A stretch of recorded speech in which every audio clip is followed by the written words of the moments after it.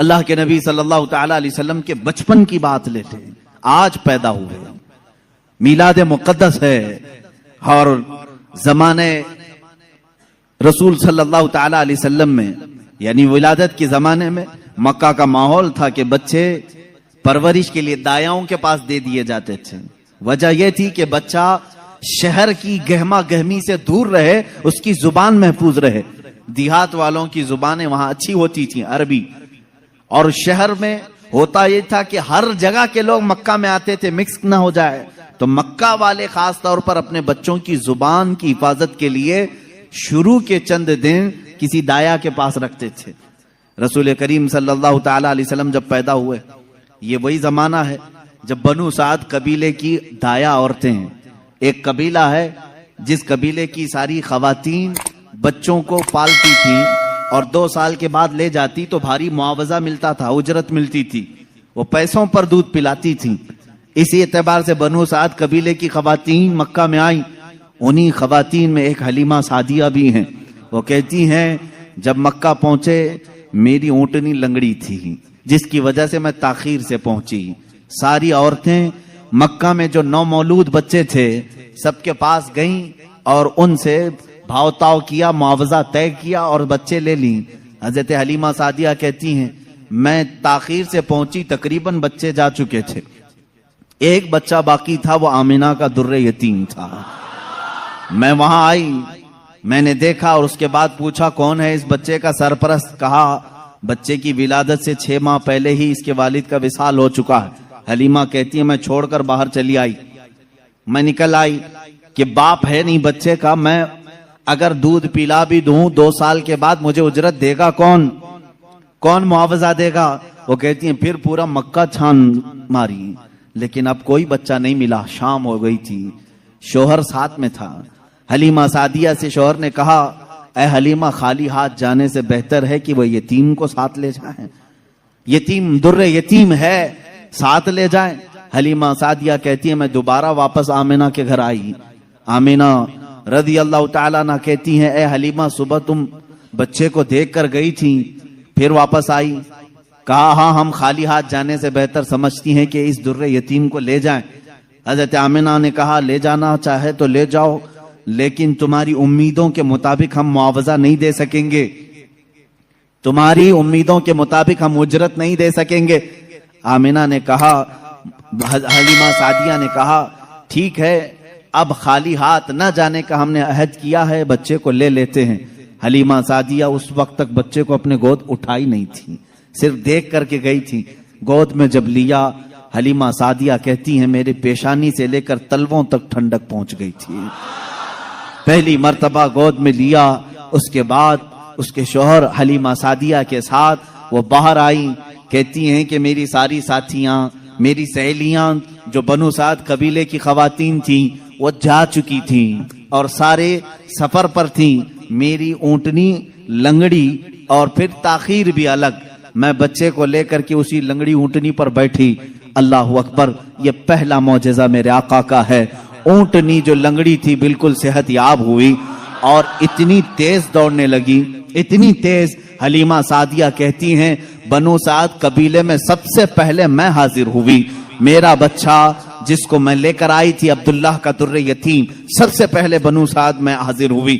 اور کافی دیر کے بعد دوسری سہیلیاں ہماری بچوں کو لے آئیں، انہوں نے آتے ہی ہم سے پوچھا حلیمہ تیری اونٹنی تو لنگڑی تھی، تیری اونٹنی کمزور و لاغر تھی، تو پیچھے رہ گئی تھی، اتنی تیز کیسے آ گئی؟ حلیمہ سعدیہ کہتی ہیں ہاں اونٹنی میری لنگڑی تھی لیکن سوار بہت ہی اعلیٰ تھا، جیسے ہی یہ بچہ اس اونٹنی پر سوار ہوا نہ جانے اس میں طاقت کہاں سے آئی، سب سے پہلے میں حاضر ہوئی۔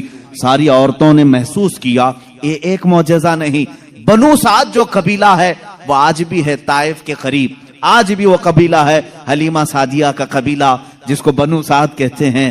اس قبیلے والوں کا بیان ہے کہ یہ رات ایسی تھی پورے بنو سعد قبیلے کی بکریوں کے دودھ سے تھن بھر چکے تھے، سارے قبیلے والوں کی بکریوں کے تھن دودھ سے بھر چکے تھے۔ حلیمہ سعدیہ کہتی ہیں جب میں بچے کو گھر میں لے آئی تو عجیب سی راحتیں اور برکتیں اور ہوائیں چلنے لگی، لوگوں نے محسوس کیا آج تک بنو سعد قبیلے میں ایسی خوشگوار ہوائیں آئی نہیں تھی، لیکن لوگوں نے بعد میں یہ محسوس کیا یہ حلیمہ سعدیہ کے گھر جو بچہ آیا ہے اسی کی برکتیں ہیں۔ ایک کے بعد دیگرے لوگوں نے معجزے دیکھے بھی۔ حلیمہ سعدیہ کی جو بیٹی ہیں شیمہ، جو حضور صلی اللہ علیہ وسلم کی دودھ شریک بہن ہے، حضور کی دودھ شریک بہن ہے، وہ کہتی ہیں میں محمد صلی اللہ تعالی علیہ وسلم کو گود میں لے کر رات میں بیٹھتی تھی، 1 سال کے نہیں تھے، 9 ماہ کے تھے، جب میں گود میں لے کر بیٹھتی تھی، تاریک راتیں ہوں یا اجالی راتیں ہوں، کھلے آسمان کے نیچے میں آ کر بیٹھتی۔ محمد عربی صلی اللہ علیہ وسلم کی پرورش میں حلیمہ کا گھرانہ لگا ہے۔ کہتی ہیں ہم مالدار نہیں تھے، کھیل کھلونے والی چیزیں ہمارے گھر نہیں ہوتی تھی، لیکن شیمہ کہتی ہیں جب محمد میری گود میں ہوتے، رات کو 14ویں کا چاند چمک رہا ہوتا اور محمد صلی اللہ علیہ وسلم گود سے انگلی کو یوں اٹھاتے، چاند ادھر چلا جاتا، کبھی چاند ادھر جاتا، گود میں انگلی جس طرف کرتے وہ چاند ادھر ہی جھک جاتا تھا۔ اعلیٰ حضرت امام عشق و محبت فاضل بریلوی رضی اللہ تعالیٰ عنہ یوں فرماتے ہیں چاند جھک جاتا ادھر، انگلی اٹھاتے مہد میں، کیا ہی چلتا تھا اشاروں پر کھلونا نور کا، کیا ہی چلتا تھا اشاروں پر کھلونا نور کا، صبح طیبہ میں ہوئی بٹتا ہے باڑا نور کا، صدقہ لینے نور کا آیا ہے تارا نور کا۔ عزیزان گرامی، کھلونا بنا ہے کون؟ جس سے پوری دنیا آج تک کھیل نہ سکی، وہ محمد عربی صلی اللہ علیہ وسلم کا کھلونا بنا ہے۔ یہ میرے آقا صلی اللہ علیہ وسلم کے معجزات گود کے معجزات ہیں، گود کے معجزات ہیں۔ اب میں یہاں پر ایک بات یہ بتانا چاہتا ہوں، ان لوگوں کے ذہن کو میں صاف کرنا چاہتا ہوں جو لوگ یہ کہتے ہیں حضور صلی اللہ تعالی علیہ وسلم 40 سال کے بعد نبی بنائے گئے، 40 سال کے بعد نبی بنائے گئے۔ بہت سارے لوگوں نے کتابوں میں بھی لکھ دیا۔ میرے عزیز بات کو سمجھا کرو، نبی بنائے گئے یہ جملہ توجہ، اور ہمارا عقیدہ یہ ہے 40 سال کے بعد حضور نے اپنے نبی ہونے کا اعلان فرمایا۔ نبی بنائے گئے الگ چیز ہے، وہ نبی کب بنائے گئے تھے یہ خود رسول پاک سے پوچھو، آپ کب نبی بنائے گئے تھے؟ ان کی کتابوں سے نہ پوچھیں گے، ہم حضور سے پوچھتے ہیں۔ میرے آقا فرماتے ہیں کنت نبیا وآدم بین الماء والطین، میں تو اس وقت بھی نبی تھا جب آدم کو پانی اور مٹی میں گوندھا جا رہا تھا، آدم علیہ السلام کے خمیر کو گوندھا جا رہا تھا، اس وقت بھی میں نبی تھا، یہ اللہ کے حبیب صلی اللہ علیہ وسلم نے فرمایا۔ اور یہ لوگ کہتے ہیں 40 سال کے بعد نبی بنائے گئے۔ اچھا چلو ٹھیک ہے، اس حدیث کو اگر نہیں مانتے، معجزہ کب دیا جاتا ہے؟ معجزہ کب دیا جاتا ہے؟ جب نبی اپنی نبوت کو ظاہر کر دے، اسے لوگوں کو قائل کرنا رہتا ہے، ایمان کی طرف بلانا ہوتا ہے، اپنی حقانیت کی دلیل پیش کرنی ہوتی ہے، تب نبی معجزہ دکھائے گا۔ یہاں محمد عربی صلی اللہ علیہ وسلم گود میں جو معجزے دکھا رہے ہیں، حلیمہ سعدیہ کے گھر جو معجزے دکھائے جا رہے ہیں، تمہارے قول کے اعتبار سے 40 سال کے بعد نبی ہوئے تھے نا، تو معجزے تو 40 سال بعد دکھنا چاہیے۔ حلیمہ سعدیہ کی گود میں جو معجزے دکھ رہے ہیں، اس سے پتا چلتا ہے وہ پیدائشی نبی تھے، اعلان کا حکم 40 سال کے بعد اللہ نے دیا۔ وہ آمینہ کا در یتیم، وہ عبداللہ کا نور نظر، بارگاہ مصطفیٰ صلی اللہ تعالی علیہ وسلم میں خراج عقیدت کے لیے میں بات کر رہا ہوں۔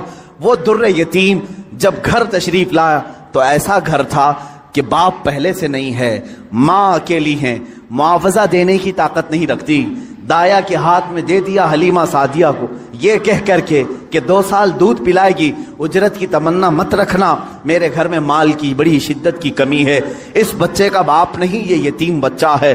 حلیمہ سعدیہ لے گئیں، لیکن برکات پہ برکات انہوں نے دیکھا ہے۔ رسول پاک کو اپنے گود میں کھلایا۔ حلیمہ سعدیہ کہتی ہیں یہ عام بچہ نہیں تھا، ان کے آتے ہی بنو سعد کی ساری بکریوں کے تھن دودھ سے بھر چکے تھے، اور سارے بچے حضور پاک صلی اللہ تعالی علیہ وسلم کو دیکھنے کے لیے آتے تھے، حتیٰ کہ حلیمہ سعدیہ کی بیٹی شیمہ کہتی ہیں، شیمہ کیا کہتی ہیں کہ ہمارے قبیلے میں، ہمارے محلے میں رواج تھا، رات کے وقت یا شام کے وقت ساری لڑکیاں جو ان کے عمر کی تھیں، شیمہ کے عمر کی تھی، وہ کہتی ہیں اپنے اپنے چھوٹے بھائیوں کو، جس کا بھائی ہوتا لے کر کے آتی تھیں، کمپٹیشن چلتا تھا، बहन अपने भाई को दिखाकर कहती किसका भाई ज्यादा खूबसूरत है। हर खातून, हर बहन अपने छोटे भाई की गोद में लाकर उसके नाक नक्शे बयान करती, अरे मेरे भाई की तो पेशानी बड़ी चौड़ी है, ये खूबसूरती की अलामत है। कोई कहती मेरे भाई की तो आंखें बड़ी झील जैसी हैं और ये बड़ा खूबसूरत है। हर खातून, हर बहन गोद में लिए हुए बच्चे को अपने भाई पर फख्र करती। और हज़रत शैमा कहती हैं जब इस मजमे में मैं मेरे भाई मोहम्मद को लेकर के आती, अल्लाह अल्लाह, वो कहती हैं सारी मेरी सहेलियां उठ खड़ी होती, कहती शैमा तेरे भाई के साथ हमारे भाइयों का मुकाबला नहीं, यह हमारा आपस का मुकाबला है, यह हमारा आपस का कंपटीशन है। तू कभी मोहम्मद को हमारे दरमियान न ला, इसलिए कि इसके मुकाबले में 14वीं का चांद भी शर्मा जाता है। यह बनु साद की खवातीन का कहना है। हजरत शैमा कहती हैं उस मुकाबले में मैं कभी रसूल पाक को ले जाती तो वो एक्सेप्ट नहीं करती, कहती कि शैमा तेरे भाई के साथ हमारे भाइयों का मुकाबला नहीं। व अहसनु मिन कलम तरखत आईनी व अजमलु मिन कलम तलिदिन निसाउ, या रसूल अल्लाह आपसे ज्यादा हसीन मेरी आंखों ने देखा नहीं, आपसे ज्यादा जमील किसी माँ ने जना नहीं। वो 2 साल की उम्र पाक में हलीमा सादिया दौड़ती हुई वापस मक्का ले आई और हजरत आमिना से कहा मैंने 2 साल का अरसा आपसे मांगा था, लेकिन 6 महीने और बढ़ा करके दे दो, उजरत भी नहीं चाहिए, मुआवजा भी नहीं चाहिए। लेकिन हजरत बीबी आमिना ने अपने पास अपने साहबजादे को रख लिया। 2 साल के अरसे में घर में कितने अफराद हैं, कौन है?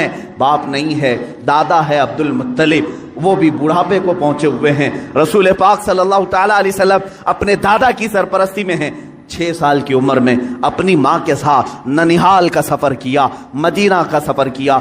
उस वक्त जो यसरब था वो हुजूर का ननिहाल भी है, नानी का घर है। हजरत आमना के साथ गए 6 साल की उम्र में, जब हजरत अब्दुल्ला की एक कनीज उम्मे ऐमन साथ में है, कोई नहीं, 3 लोगों का ये काफिला पैदल मक्का से मदीना गया है। मदीना से वापसी हो रही है। मकाम अबवा में बीबी आमिना बीमार हुई। बीबी आमिना सलामुल्लाह अलैहा इतनी शिद्दत से बीमार हुई कि वो चल फिर नहीं सकती थी। उसी रास्ते में वो रह गई और उसके बाद अपने नूरे नज़र को करीब बुलाया और कहा ए मोहम्मद मेरी आखिरी सांसें हैं। 6 साल की उम्र पाक में रसूल पाक सल्लल्लाहु अलैहि वसल्लम ने अपनी माँ की आंखें बंद की और उनकी रूह कब्ज़े उनसरी से परवास की। वो 6 साल की उम्र में अपनी मुक़द्दस माँ का जिस्म मुबारका उठाते हैं, कब्र में दफन भी करते हैं और अपने वालिद की कनीज़ के साथ वापस मक्का आते हैं। अब कौन था इस मोहम्मद अरबी के साथ? न बाप है न माँ है, वो दुर्रे यतीम, पूरी कायनात के यतीमों का आका बना है, पूरे यतीमों का मावा व मलजा बना है। लेकिन अल्लाह ने उसे दुर्रे यतीम पैदा किया।